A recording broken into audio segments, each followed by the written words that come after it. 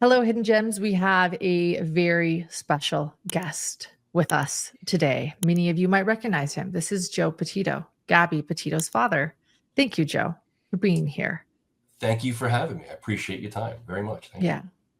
When your beloved daughter was missing, John and I did cover it. We went over the body cam footage. We went over a lot of what was going on and the heartache and grief of your family. And so I just want to first say I'm sorry. I know you hear that a lot, but thank you for being here because you are bringing memory to Gabby through a foundation. And we want to talk to you first off about how you're doing and then touch upon where you are going from here after the loss of Gabby. And we are so sorry. Well, I thank you for the kind words. Doing okay, one day at a time, right? There isn't closure on the death of a child, but through the foundation and some of the work that we're all doing, maybe in the end, it helps make sense of it.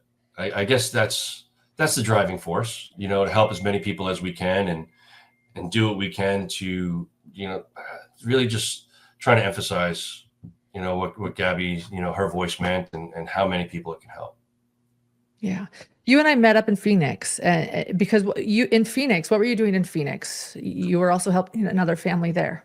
I was Daniel Robertson. He's been missing for just about 4 years. I think June 23rd will be 4 years. And I've been friends with David now, his father, for years. And the searches that he had, the schedule just didn't align for me to be able to get out there. And this one was coming up, and I'm like, I don't care what the schedule says. We'll just move some stuff around. I'm going to be there for David and his family, and that's what we did. It was important to me because Gabby got a lot of attention. Now just trying to help move that to other people and highlight as many stories as we can. Yeah. Gabby did get a lot of attention. And for that, I'm sure that some people have thought, why, she's blonde, she's beautiful, she's the hope that we see, in so much. We all wanted her to be safe. We were fearful she wasn't going to be found safe, and our fears were met. And what I'm referring to is the world that watched, and supported your family through it. But what I admire too is how you guys know that she received a lot of attention. And so what you're saying is you're trying to give back to other families who might not have had the attention that Gabby had. Yeah, everyone deserves the same attention. I don't see why that can't be done. I understand Gabby's was astronomical in terms of the amount, but we can do a lot better in terms of highlighting some other stories, and try and bring as many people home as possible. There's a lot we can do with missing people that we're working on currently. Yeah. The Netflix documentary recently brought this back into all of our conscience again, the grief and the pain. And honestly, for me, I'll just say anger. It's really difficult for me to watch the body cam footage. I haven't watched it. And you haven't watched it. I've never watched it. When I do interviews, there's like bits and pieces that I'll have to watch because I'm sitting there and just waiting. But no, I've read the transcripts. I can't bring myself. I don't know if I'll ever be ready to watch it. But so like Gabby's story really blew up like once that video came out, the body cam footage came out. People want to say it's her skin color. That makes sense. You want to say it was the mystery of the story. That makes sense. You want to say it was the circumstances. That makes sense. Downtime in the news cycle. That makes sense. But it was really the video that came out where a lot of people didn't just see Gabby. I think they saw themselves. And that was highlighted when the documentary came out, because we got thousands and thousands of emails, tags, on social media of people's stories highlighting their own situations when it comes to domestic violence and how they were able to get out. And that was awesome to see, and because people don't understand when those videos come out, how important those videos are to others that are going through a domestic violence challenge, and it gives them inspiration, it gives them hope that there's a better tomorrow, planning safely, finding the best way to get out, speaking to the right people, the right advocates. to see what resources they have and get out. And life is better when you get out of that situation and get into a healthy relationship. Yeah, it made it, I felt the same thing. I saw friends of mine, I saw family of mine, I saw many people of mine when I watched that body cam footage, and I think that's why you're right, it was this visceral reaction for me, and I know that John has worked with a lot of victims of domestic violence, and what we saw was, I don't know, what would you call it, John? I call it heartbreaking and maddening, and it was upsetting. Yeah, it's very hard to watch. We actually watched it before Gabby's body was found, and Lauren knows this, in the first couple of minutes, I'm like, this is domestic violence. We've got to find her and get her away from him. Like, right, like my first instinct was, because I think a lot of people miss the fact that, you can see that Gabby internalized all that abuse. She kept blaming herself, right? She kept saying, I'm sorry I was so mean to him, right? Like, no, that's not, like, that is what almost every victim of domestic violence says. They internalize that really demeaning, negative, abusive attitude that the perpetrator has, that tries to push it on them, right? And I think seeing that right away in that video was so hard to watch, because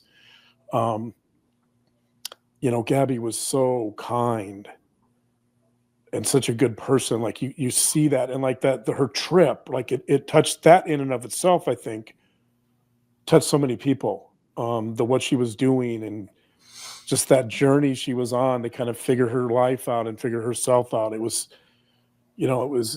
I think that was another component, Joe, you didn't mention, that journey is a journey we all take in life to some degree.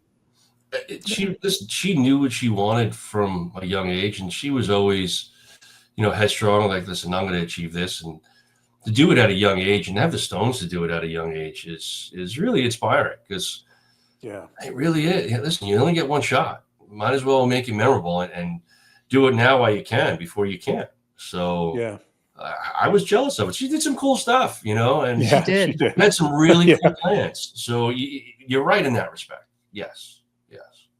Yeah, I think a lot of us saw that journey, at that young age. I'm going to go be creative. I'm going to go do something I want to do. I'm going to go explore. I'm going to go create. And she was very good. And she was at what she did too. She was very talented. Her videos were really good. As a video editor who's been doing this, she was good. That's the first one. Yeah, and only. But yeah, she's something special, and she continues to be. So yeah. Since this has happened, and the grief that you carry, as you say, you're never going to be able to find closure. No one ever finds closure after losing a child. Tell me where you've put a bit of your energy, what you're up to now. I mean, listen, we with the foundation, we try and do as much as we can, nationally, internationally. We have a lot of things that we're doing. We're building a domestic violence program, a first responders program, legislation for domestic violence, legislation for missing people, working with law enforcement around the country to try and really help on both of those fronts, and it's a lot, but it's an undertaking that we understand, and we have a plan to follow through and get it done. And that's really what we're doing. That's kind of the reason why we're doing that event on June 6th. We're that domestic violence program that we were talking about. When it comes to domestic violence, so this is the golf outing that we're doing, and what we're building with this is a domestic violence education program. It's going to be comprehensive, inclusive of everyone, and we want it to be free for everyone around the planet. We understand different platforms for education in schools and stuff like that. We get it. So we're kind of building it out and see how we can make sure everyone has access to it. But really what we want to do is, we don't want to give a college educational course where it's 6 months of tutelage on domestic violence. That's not what people are going to sit down and pay attention to. We want to give you a really, simple, I guess, videos for you to see certain circumstances, pick out red flags, situations where, hey, listen, you may be in it, you might have loved ones in it. Do these videos, 3 to 5 minutes, some questions and answers, and really get people to understand how these domestic violence situations come about, and what to do when yourself or someone is in them, and what resources you have at your disposal to find your ways to get out of that situation safely, because that is the most dangerous time. So, but this is what we're going to build with it, and we already got some videos, set and being made. Need a few more. Then we're going to work in the platforms that we can get them on, and then we're going to get them out to everyone and make it free. It should be free for everyone. This is a life skill that we're talking about. I've seen a lot of education programs where they charge, and a lot of them are great. I'm not trying to discount or minimize any of them. I know there's a cost factor that goes into them, but these are people's lives, and we believe it should be free. You shouldn't be charging to help keep people alive. Absolutely. When it comes to domestic violence survivors, you mentioned that a lot of people have come up to you or written you and said, Gabby, help me. Mm-hmm. What is it that you've heard the most when it comes to survivors of domestic violence, or those that are in the midst of it, that maybe you didn't know before or realized? The part that sticks with me the most mm-hmm. is how happy they are when they get out, how much of a life they can see now that they didn't see before. The part that pains me inside is when I hear someone say they're on their way home and they're afraid of what they're going to walk into when that door opens up. You shouldn't have that feeling when you go home. Your home is supposed to be where you're safe, where you're protected, where you can let your guard down and really just be you. And if you feel like you can't do that, you might not be in the best situation. And reaching out to a domestic violence advocate, I always give the National Domestic Violence Hotline. I think that's a great place to begin. 1-800-799-SAFE is their phone number. You can text START to 88788. And it doesn't have to be you in a situation. It can be a loved one, or a family, a friend, just to figure out how do you begin those conversations to have. Because it's not easy. And understanding it and being there no matter what, as a matter of support for your friend or family or loved one, that's going to mean all the world. It really is. Yeah. You mentioned that you haven't watched the body cam footage. I suspect that might surprise a few people. I know, Gabby's mother has, but I understand why you wouldn't. You read the transcript though, right? Yeah.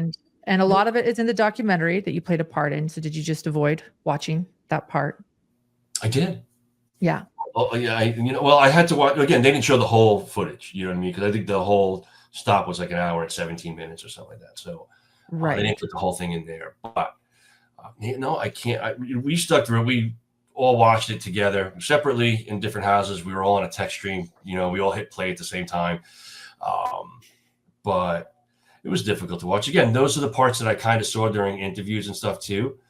But yeah, I don't think I'll ever be able to watch it. And that's reading the transcript is different. It's kind of like that law that we did down here in Florida, the lethality assessment we did down here in Florida. There are 11 questions or 12 questions in the state of Florida that you'll ask if you're in a domestic violence situation, if a cop is called, right? And when the person or the victim will answer those questions, and what the officer will do is then give him those questions back so they can read their answers, right? And it's almost that disassociation, if that makes sense, when you're reading the story, and when they read their answers, internally they're going to say to themselves, like, I can't believe I answered these questions this way. Like, they know the truth when they're answering these questions. So it's almost the same way when you it's why I can't bring myself to watch it, but I can read it. And that's one of the most impactful parts of that lethality assessment, is letting the victim read their answers back. And so it's interesting of how that plays out. But yeah, I can't watch it, but I was able to get through the read. I mean, I sat there with a pen and, you know, going through it and like, okay, this is a problem. Here's a problem. You know what I mean? Kind of highlighting stuff. But I can't, hearing the voice and seeing her face in that state. I just can't do it. I can't do it.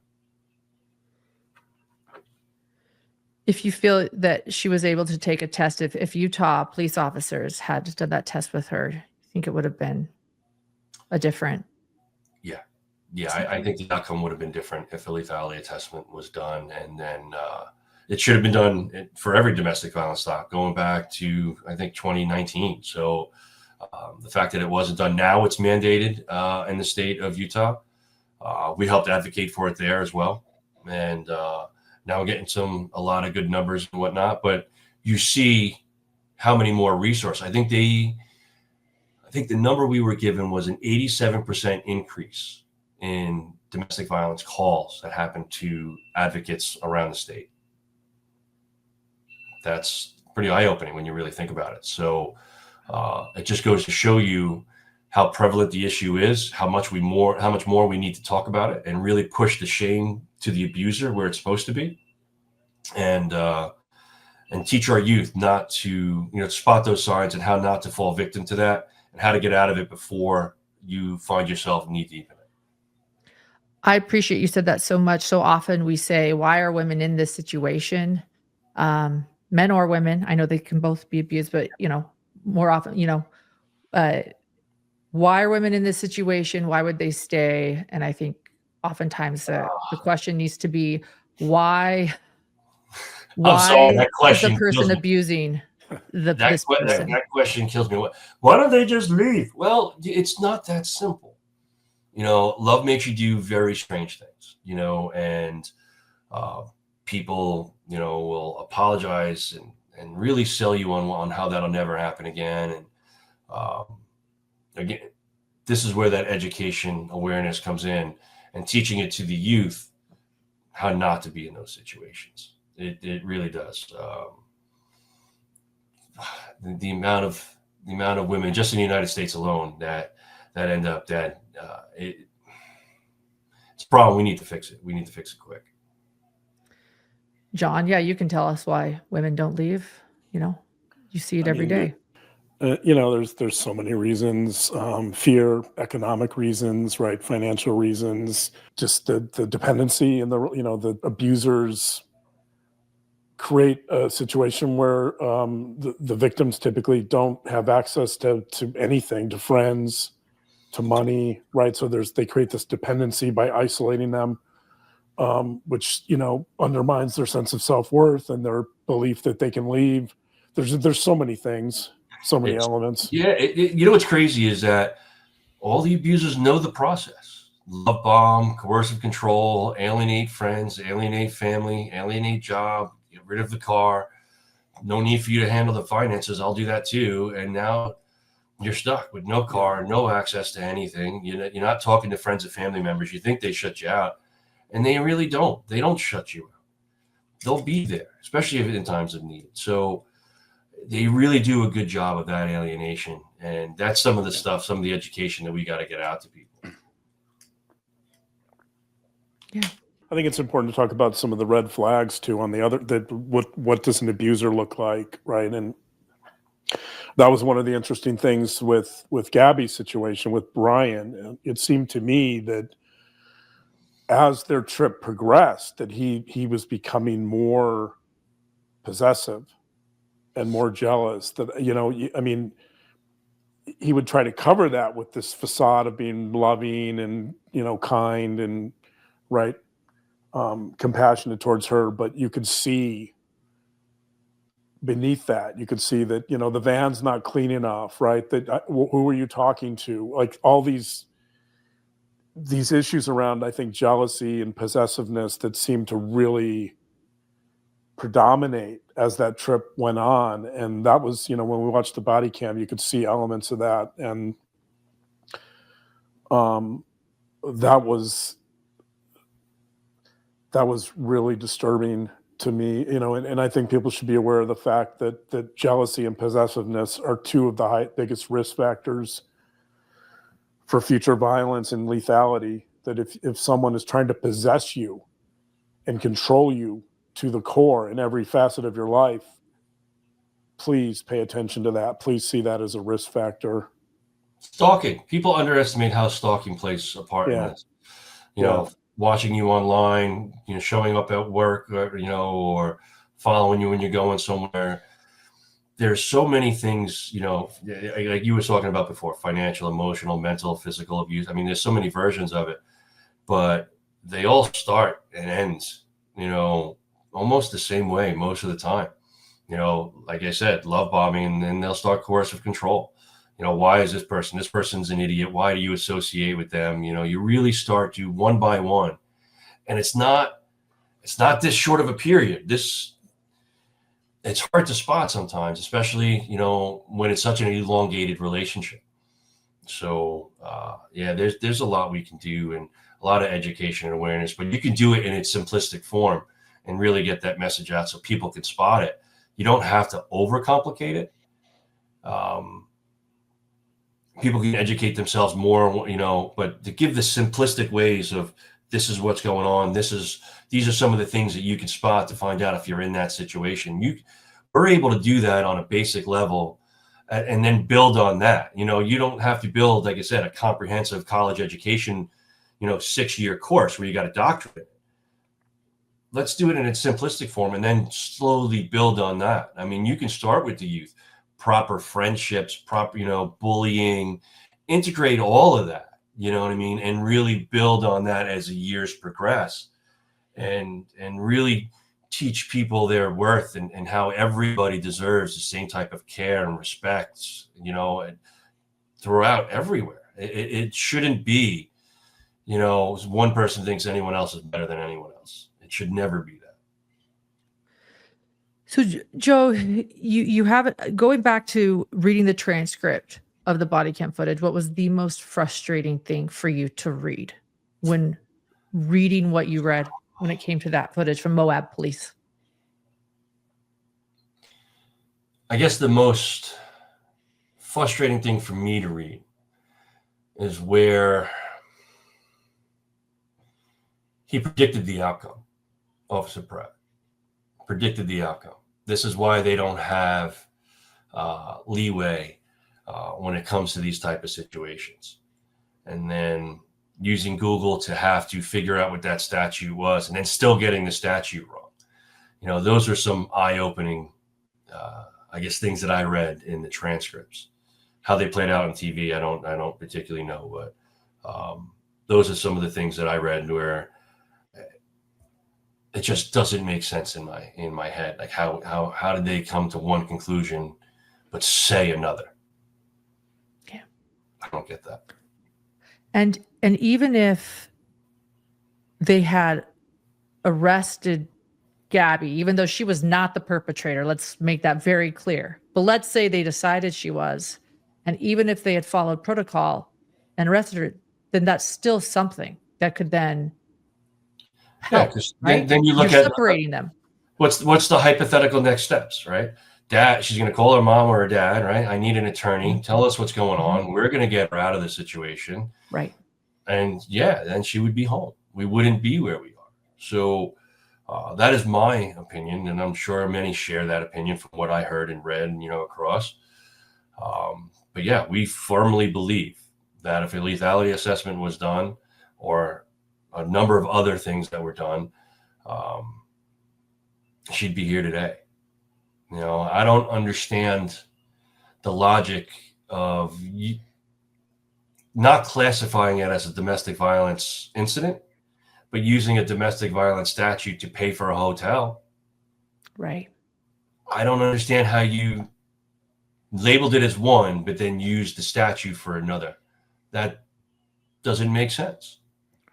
And let's be honest, they're not going to stay apart that evening, too, if they don't, I imagine, right? It's neither here nor there, to be honest with you. Let's just, even if that happened or didn't happen, you know, why did you classify it as one thing, but use the statute to pay for a hotel? If you use that statute, then that statute should come into play, and that's what it should be labeled as. And that's not what happened. Absolutely. Absolutely. Yeah. There are a lot of conspiracy theories. Of course, this case, your daughter's case, the world was mesmerized. There are a lot of conspiracy theories that continue, that are difficult. You mean like Brian? Is Brian still alive? Type of conspiracy? Correct. Right. He's not Elvis. Okay. I'm sorry. No, he is not alive. No, DNA has been tested. DNA has been tested. The family didn't identify him. You were talking remains, right? That's not how police work is done, especially on the forensic level. That's not how it's done. Listen, they classified it as a suicide. Do I know if it's suicide? No, I have my own conspiracy theory. It's, okay. On how all that played out. To be honest, I know it's a conspiracy theory. I'll never be able to prove it, but I don't believe he did it himself. I believe it was done to him, because I don't think he had the stones to do it himself. It didn't make sense to me why you would take the car, his only mode of transportation. He didn't have a wallet. He didn't have a phone. He didn't have anything. That car was left in the Wyakahatchee Creek, right? In the parking lot. Why would you take the car if you anticipated him coming back? He had no way. It's not like that park was around the corner. It was a good distance away. So would you want your child walking through God knows how far with the situation that was playing out on TV? Would you want that to happen? I don't know if it just doesn't make sense. Like, it doesn't compute in my head why a parent would do that. I'm sure there's probably logic somewhere that maybe I'm not thinking of, but in my head, no. I think the parents, the mother particularly, I think she may have noticed that he was still there and probably assisted. Again, conspiracy theory, never be able to prove it. That is my opinion, and my opinion only.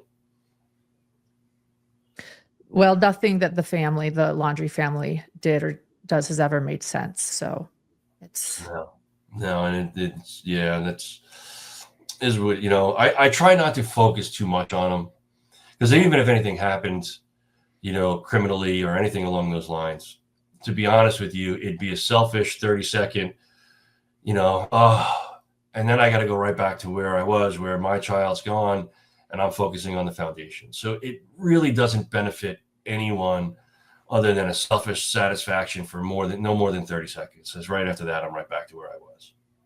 So honest, move forward.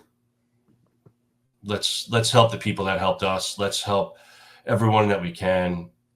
And let's see if we can make a difference. And maybe at the end, I can rationalize it in my head. Yeah. Speaking of the foundation, I'll pull this up right here. The first thing that pops up: safety planning or find help. Yeah. Thank you for visiting. That's wonderful. And then we have the Alliance here, where all the resources, and we're starting to get international resources as well. Because the one thing that Netflix did, and we didn't find out till afterwards, is because they went around, I don't even know how many countries, how many languages and stuff. But they put the resource to the National Domestic Violence Hotline, and if you're in Australia, the United Kingdom, Ireland, or anywhere else on this globe, they're not going to help you. Well, there's not that they wouldn't, but they don't have the contacts and the resources in your country where they might be able to direct you. So I'm hoping that we can get that changed. But there's the more resources that we can get up for other countries around the planet, the more beneficial this website becomes. And that's really what the Alliance is about. But the golf outing is about to get that education program, because there's so many that we can help with just teaching just a little bit, again, red flags, proper friendships, places to go and what resources you have. And that's what this is going to build. And it's going to be free everywhere. That's the plan. And that's what this event is going to go for. We do still need sponsors. So if anyone that's watching has a business and they want to get that business shout out and really help make a difference, there's a sponsor list right there. We would love to have you at the events. There's two types of tickets that you can do. There's a golf and dinner ticket, or just a dinner ticket, whichever you like. There's, foursomes for the golf and dinner. Me and Jim are going to be playing as well. We're horrible at golf. Jim and I, we were on a team last year with Chris Hansen and our attorney, Pat Riley. And we finished dead last in the event, right? And we got little toilet bowl trophies where it said you suck and it said you're gaming, when you lifted up the feet. So, is that just to clarify, Joe? That's you in the picture, right? Oh yeah, that's me. I play barefoot. That's you. That looks like a good swing to me. A picture's worth 1,000 words. But I really embraced that Florida lifestyle where I play barefoot and enjoy the ground. I noticed that. Yeah, they probably wouldn't let you on the tour with that. I loved. Well, in Florida, I've also learned that you have to wear shoes as well because the red ants probably, is an issue. Okay. So, so you don't want to do that all the time. Really pay attention to where you walk. But I like to see debauchery on a golf course. I want to see, 3 holes over, some guy, cart surf it into a lake, and, I love that stuff. Let's have some fun. Don't be the horny toady.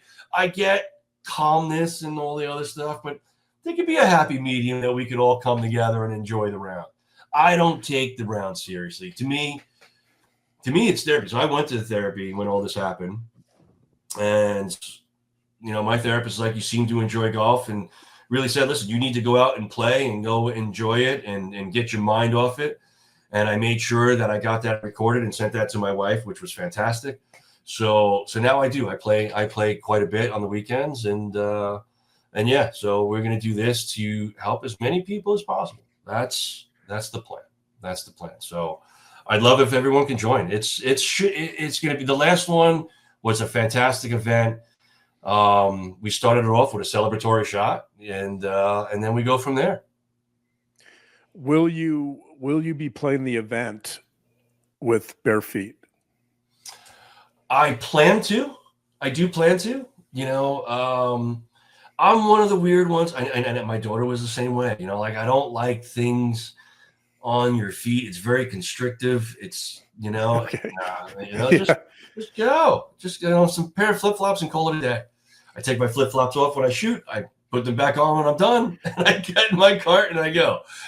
You just enjoy it, have a good time, have some fun. I feel like you're a kindred spirit, because I'm sure, Joe, my wife would tell you that I wear flip-flops all the time. It's all he wears. Yeah. I have a permanent flip-flop tan line, and I'm proud of it. I'm not gonna lie. Yeah. So whether we're at a black tie or hanging out in the front yard, he's wearing flip-flops. I'm the guy that people get disgusted by.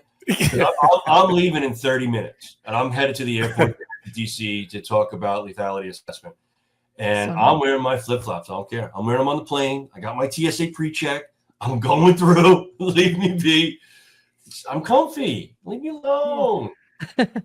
I plan to be at June 6th at the benefit event, the dinner, and I've just zoomed in on the sponsors that you need, and I'm putting them here. We're also going to have a link to the sponsors in the description of this episode, whether you're watching on our on YouTube or on our podcast. So if you feel like you can help with sponsors for this, it is going to an incredible cause. We're so grateful that the Gabby Petito Foundation has been created. I also want to point out that you are actually really working hard on other behind the scenes. People don't even know what the Petito family is doing behind the scenes. They're working with podcasters to say, will you cover this case? Will you cover this case? Will you make sure that Emily Pike gets the attention she deserves? Can you help us? And that was actually, the Petitos are one reason that Emily Pike's case came to our attention, because they are working behind the scenes and people don't necessarily know that. You guys are doing so much. And I just want to thank you for giving us the tools and the resources too, to help other families that are victims of crime. Well, I thank you for the kind words. I do. Everyone deserves the same. I mean, I just got off the phone with the deputy chief of the Bureau of Indian Affairs, Mike Aware. Me and him were just bouncing ideas off of each other and just seeing what we can do to help. We're going to continue to collaborate and see what we can get to stick. I mean, there's a lot that we can do with the unidentified people that are found that go unclaimed. In terms of DNA, there's a lot that we can do when it comes to, say, the ancestry.coms and stuff, and sending those DNA, letting their customers say yes or no, whichever they want, to send their information over to NamUs when it comes to familiar matches, when it comes to those that are found that have been unidentified. There's a lot that we can do. Like I said, we're working to reform how the United States handles missing persons, on a positive level, making sure that they have federal resources for every missing person case, because that's what we want. That's what's needed. Not every department has the resources at their disposal to help every missing person case. And those federal resources, everyone pays federal taxes, right? So why not our federal resources are not available unless there's, a specific crime that's involved? That doesn't make a lot of sense. We should be able to help everyone, because everyone matters and every story deserves the same attention. And that's some of the stuff that we're really kind of just focused on right now. You're doing incredible things in your daughter's memory. And for that, I thank you. Well, we thank you. We thank you. I thank you for your time, and you guys are awesome. I had a blast in Phoenix. It was really nice meeting you and Grayson. Is Grayson behind the scenes right now? Grayson's babysitting for us right now. Grayson's nice. She does everything. No, listen, we had an absolute blast. She was absolutely a sweetheart. I don't think Susan's allowed to pick the restaurants anymore. It was very fancy. I've never been to a restaurant where they asked me what type of linen I prefer. They asked me if I wanted black linen or white linen. I was like, I'll take black. We'll take black. I've never been asked that question. I'm like, a napkin's fine. Yeah. But I'm the guy, like, if I ask for a drink, you can give it to me in the can or the bottle. Like, I don't care. I don't need a frosted glass, They asked what water we want. They asked what water we wanted. I was with you, Joe. I was like, this is way above I was like, I'm grateful Susan was there, because they were asking like house water. Do you want sparkling? House, which means tap, but they served it in a nice, so we all opted for the house water. I'm like Julia Roberts. I need direction. Julia Roberts and Pretty Woman. She needed direction on which fork to use. You work the outside in, right? Like that's stuff that I need to know. I didn't have that education. Well, I'm glad to know this, because I was wondering if I was preparing for the benefit dinner, if the benefit dinner was going to be asking me which linens.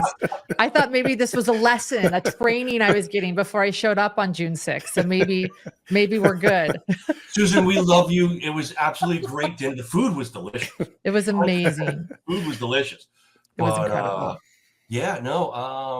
A lot of questions before we even got to the food. That was interesting.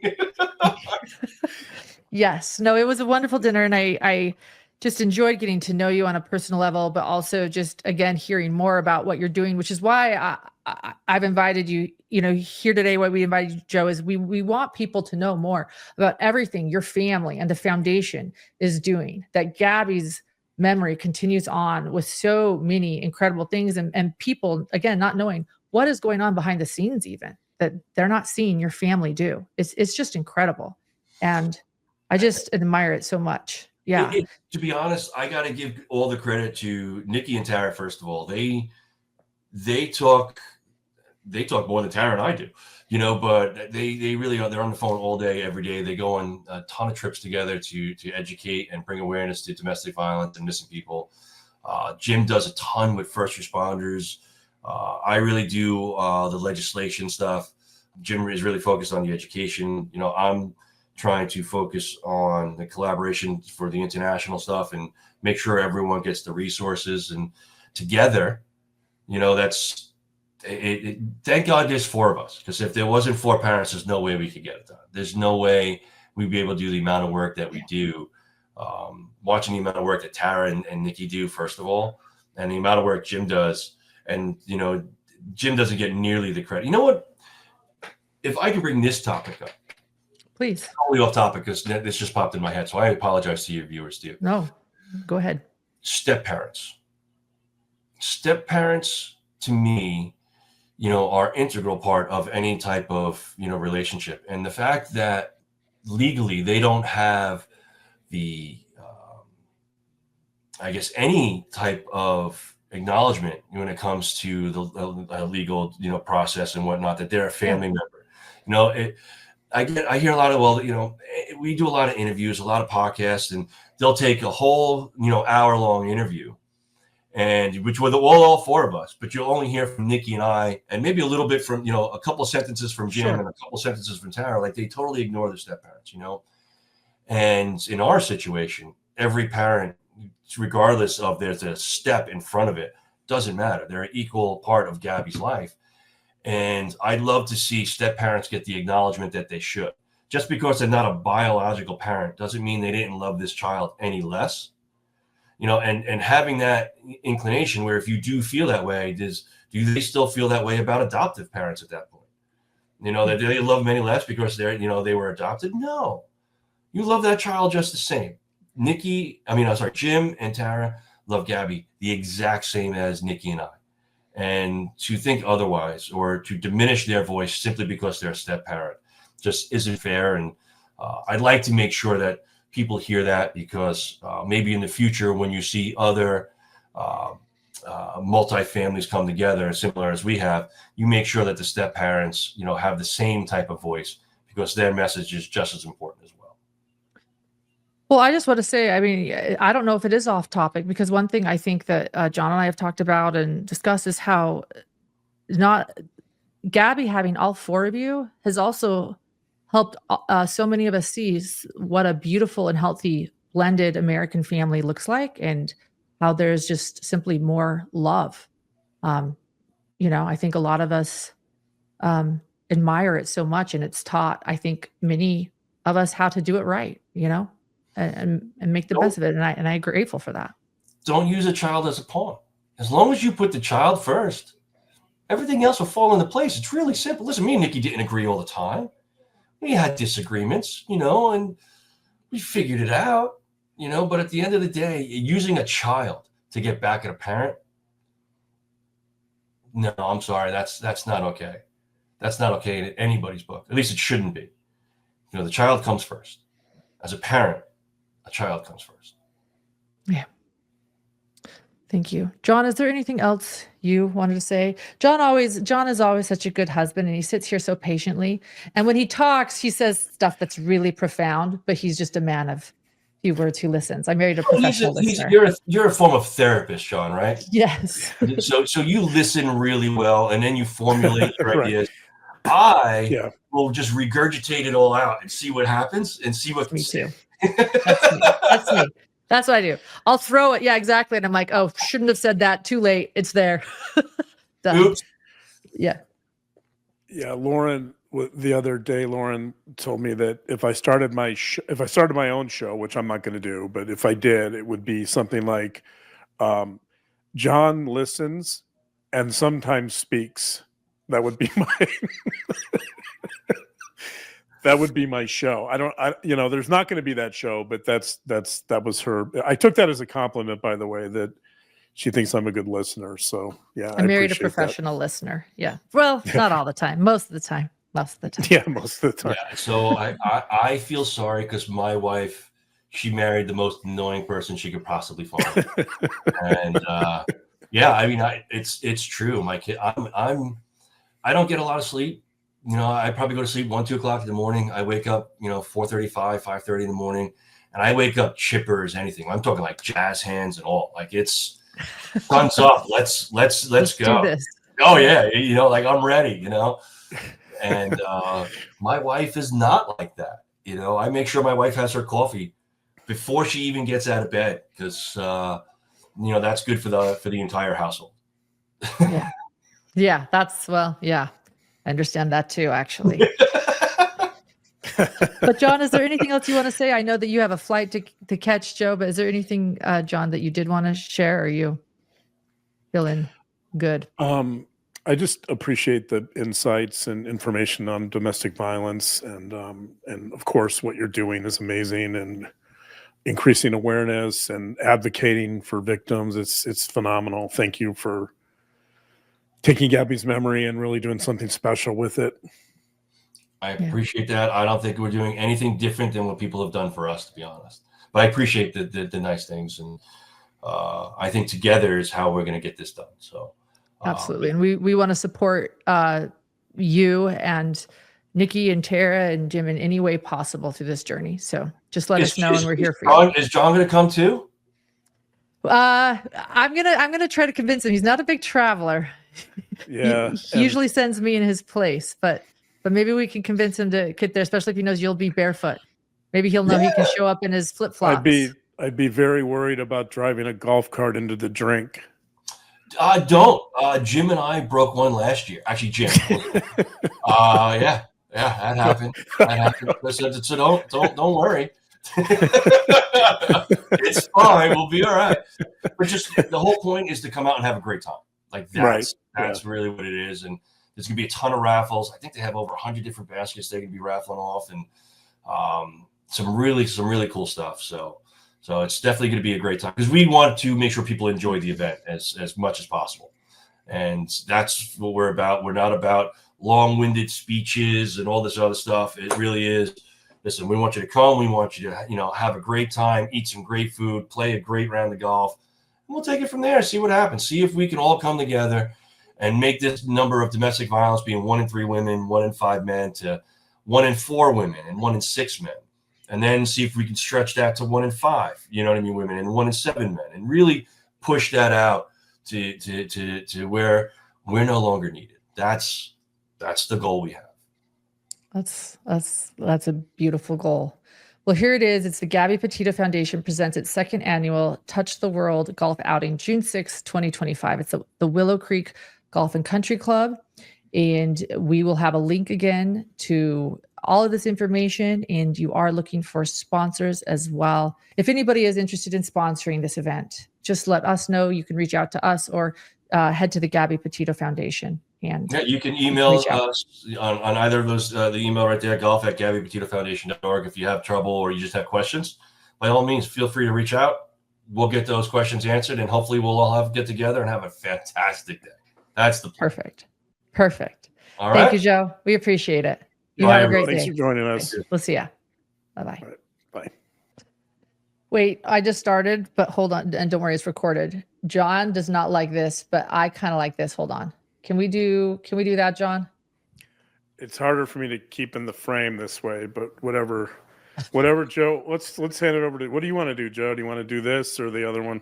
So I've been with my wife 25 years. And what I've learned is I don't make those decisions. That's above my pay grade. I do what I'm told, and he lets me stay in my house. So we're good. You're a good man, Joe. I knew I liked you. We're on the same page. Oh yeah. So what is that? So what do you want to do, Lauren? I guess that's we're gonna do this. People like this. I like this. I blame other people. I'm projecting. Okay. I'm married to a psychologist. I like this. So okay.